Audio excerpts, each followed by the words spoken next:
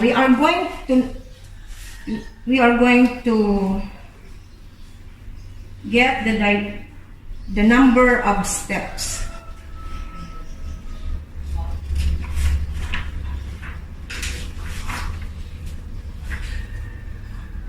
So next now we are going to find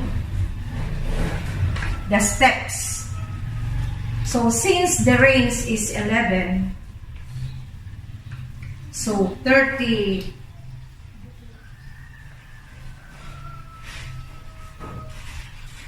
the range is 11, and then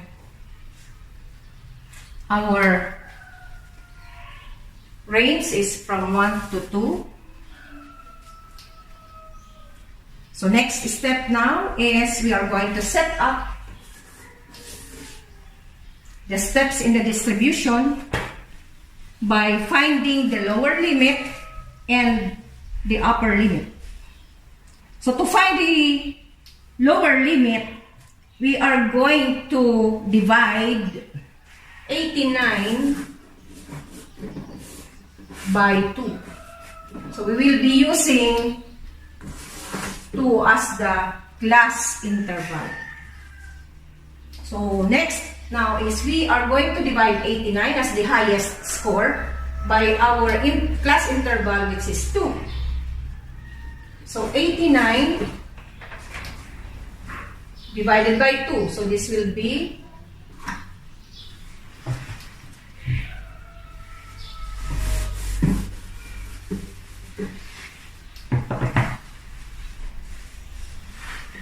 4, this is 8, and 9, so this is another 4, then 8, 9 minus 8 is 1, add 0, bring down 0, so 10 divided by 2 is 5, so 44.5. Now after we divide the highest score by the class interval, which is 2, we will now multiply the whole number 44. So 44 times 2. So 44 times 2 is 88.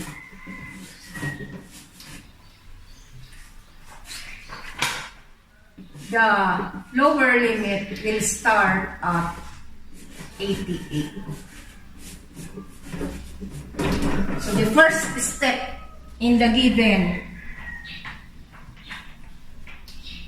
class is 88.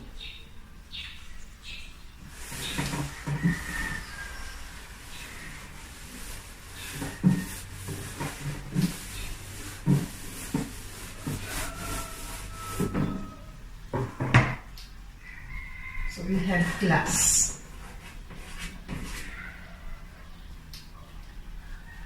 Our first limit, lower limit is 88. So this is our highest score. So 88 to 89. So there are 2 intervals, which is 88 and 89. Since our class is 2, our class interval is 2, so this will become now 86. Then 86 will be 87. Then 86, this will be 84, and this is 85. So as you can see in the classes, there is a class interval of 2.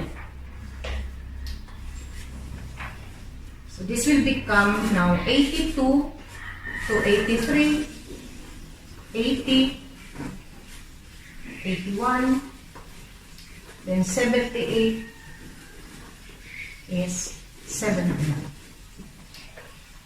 So we will stop at 78 because our lowest score is 78. The next, after getting the classes, we will now tally. So we will tally in the given distribution, since our space is small,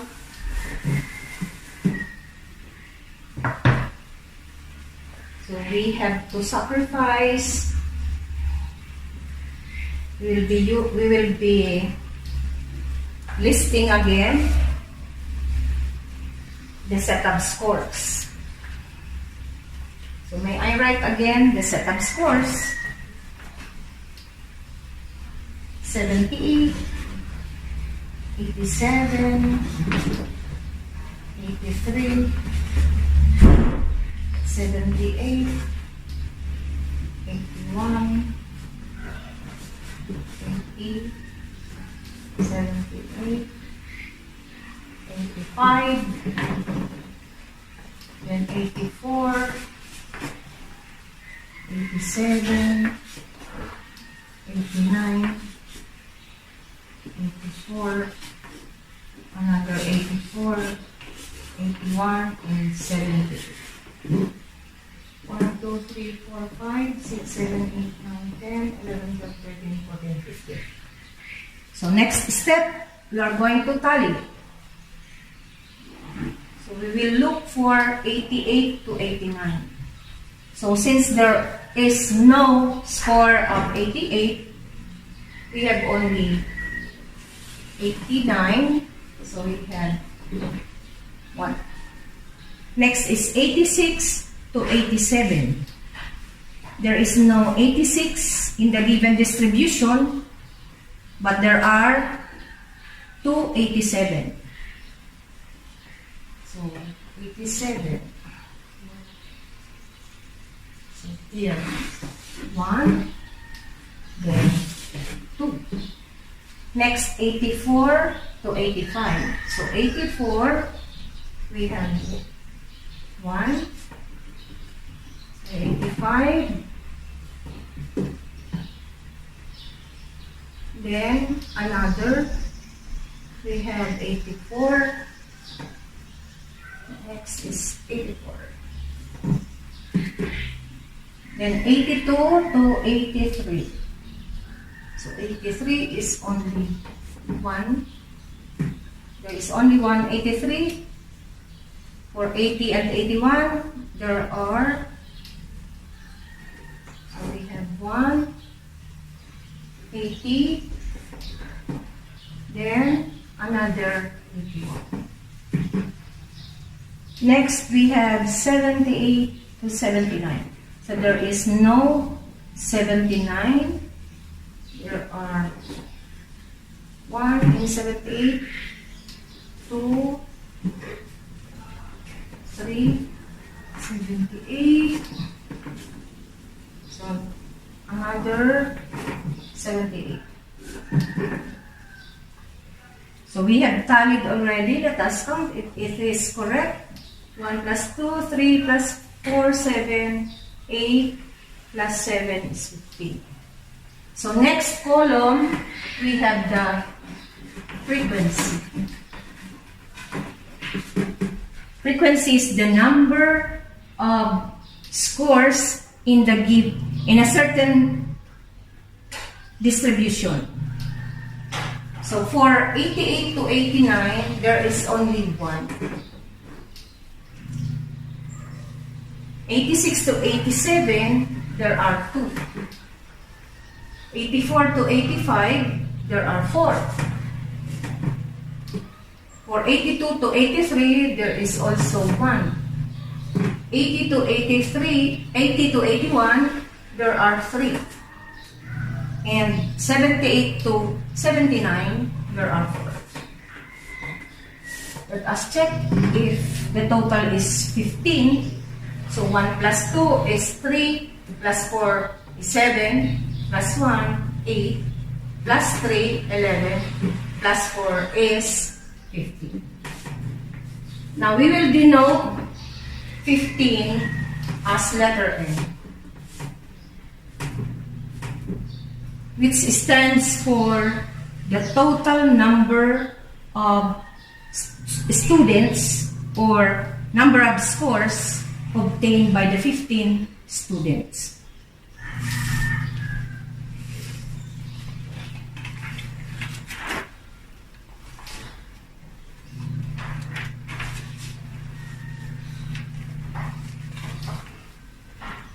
So that is how we prepare the frequency distribution. Next now is the parts of frequency distribution.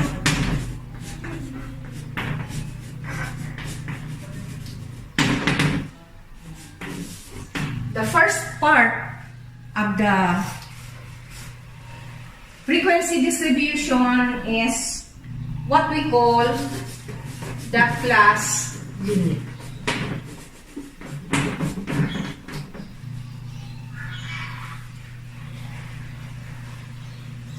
So first part of frequency distribution is the class limit. Class limit is the groupings. It is the groupings or categories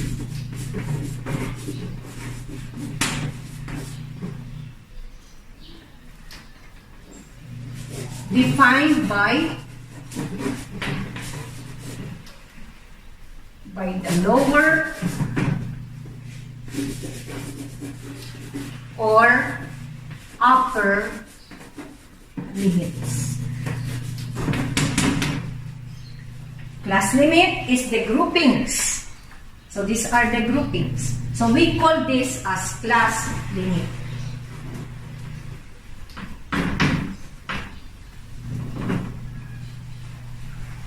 The groupings or categories defined by the lower or upper limits.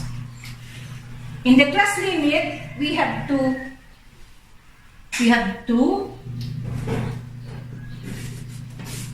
The lower limit and the upper limit. Now, what do we mean by lower limit? Lower limit represents the smaller number in its group. So these are the groups or categories. So these are the groups in a class limit. Now these numbers that are smaller from the numbers at the right, so we call this as the lower limit.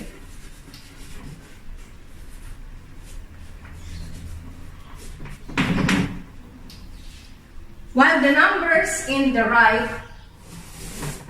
side of the class limit, we call this as the upper limit.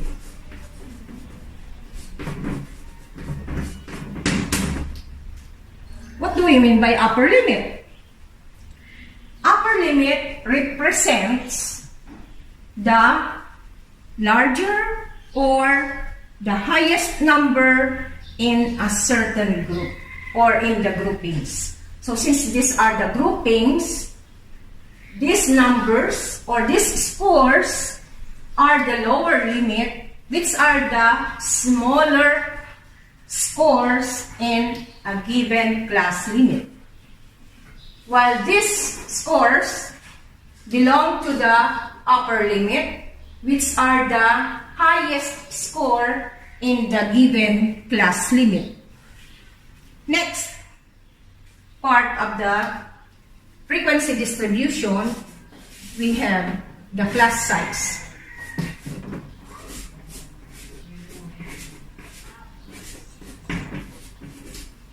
Class size. Now the class size refers to the width. It is the width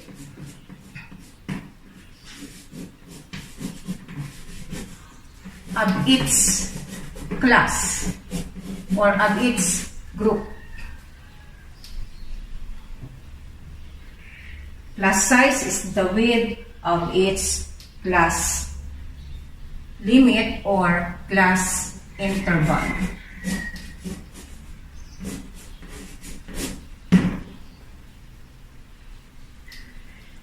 Referring to 88 and 89, the class size is 2 because we have 88 and 89. So there are 2. So the class size is 2, or the class width is 2. Next, may I erase this?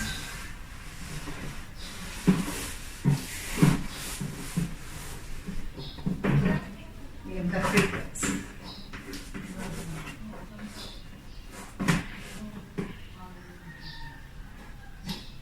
So we have 1, so 87, we have 2, 84 and 85.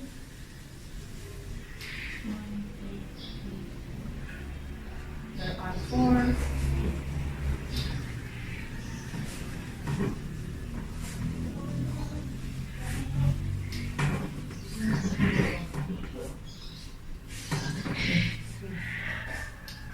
This one.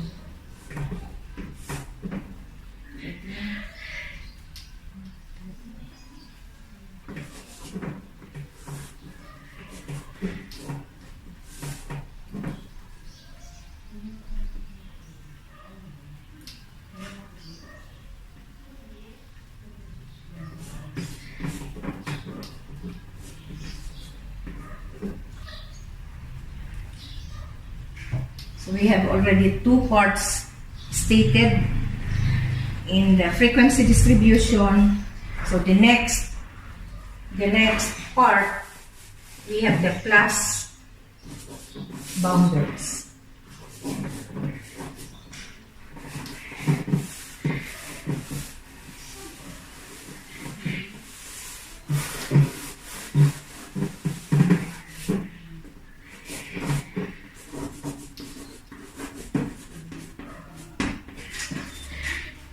So class boundaries is the third part of the frequency distribution.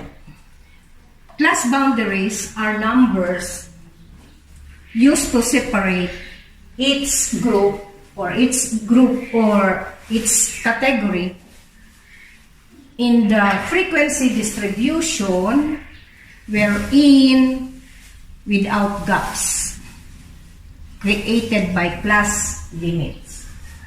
So the next column, we are going to have the class boundaries.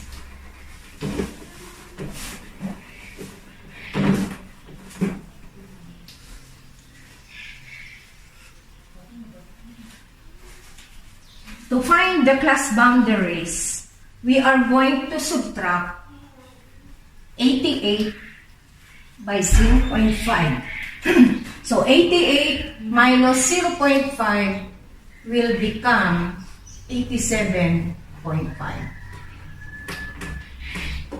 So the lower limit of the class boundary will be subtracted by 0.5, making 88 to 87.5. While in the upper limit, we are going to add 0.5. So that's why 89 will now become 89.5. So the same procedure in the succeeding class limit. So 86 will be 85.5. While the upper limit 87 will be 87.5. Next class, 84 will be 83.5 and 85 will now be 85.5. Next class, 82 will be 81.5 and 83 will be 83.5. Next is 80 will now be 79.5 and 81 will be 81.5. And the last class, 78 is 77.5.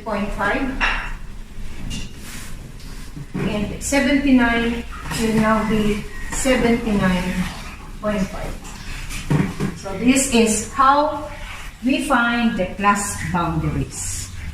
The lower limit will be subtracted by 0.5, while the upper limit will be added by 0.5.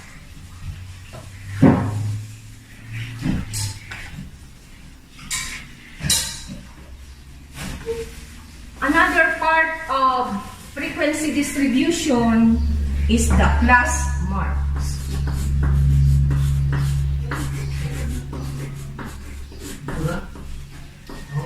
Class marks are the midpoint. These are the midpoint of the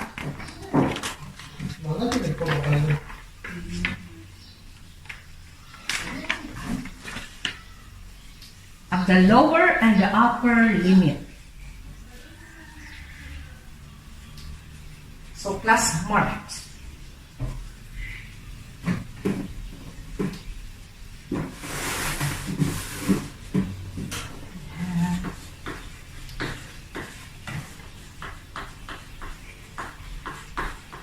Now class marks, we are going to denote this as X sub n. To find the class marks, we are going to add the lower limit and the upper limit by dividing it by 2. So 88 plus 89 divided by 2. So 88 plus 89 is 177. Divided by 2 will be 88.5. So our class mark in the first class will be 88.5. To make the computation short, since we started at 88.5 and the class size is 2, so we will just subtract 88 by 2. So 88 minus 2 will be now 86.5. So this is 84.5. This is 82.5. This will be 80.5. And this is 78.5.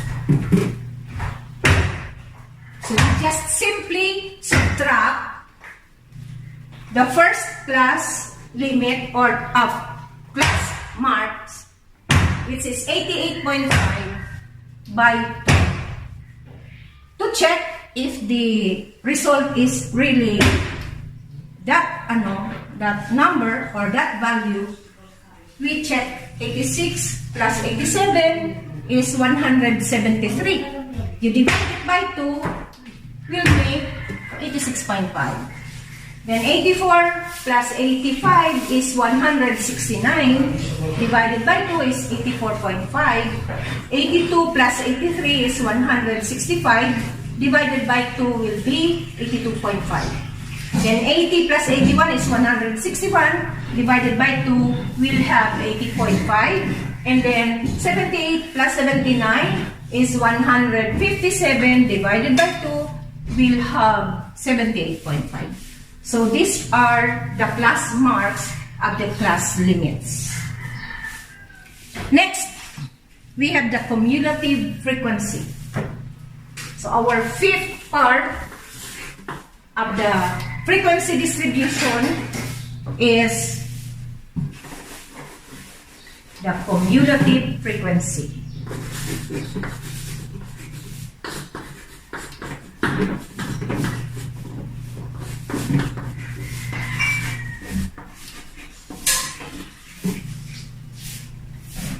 Para we have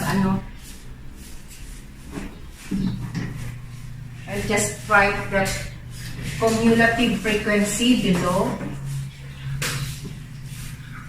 So dito sa now since the class limit starts from the highest down to the lowest score.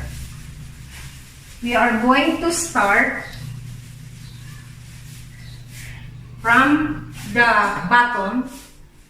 So we will start from the bottom, and then we are going to write 4. So 4. So 4 plus 3 will be 7. Then 7 plus 1 is 8. 8 plus 4 is 12. Plus 2 is 14. And plus 1 is 15.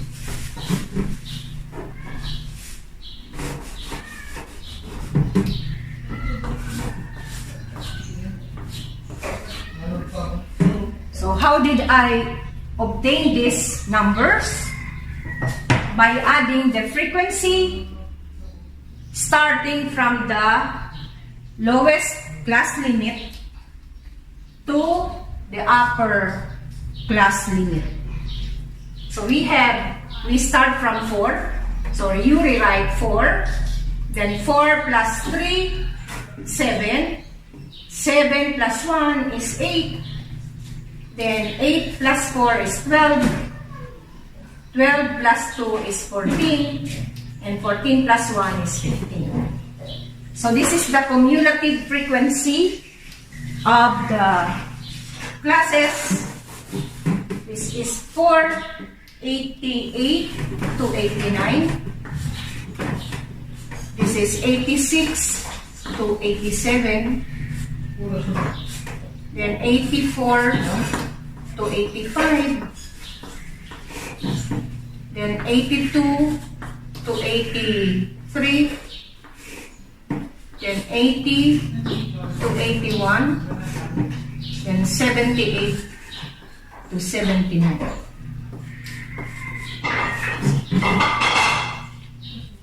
So these are now the parts of the frequency distribution.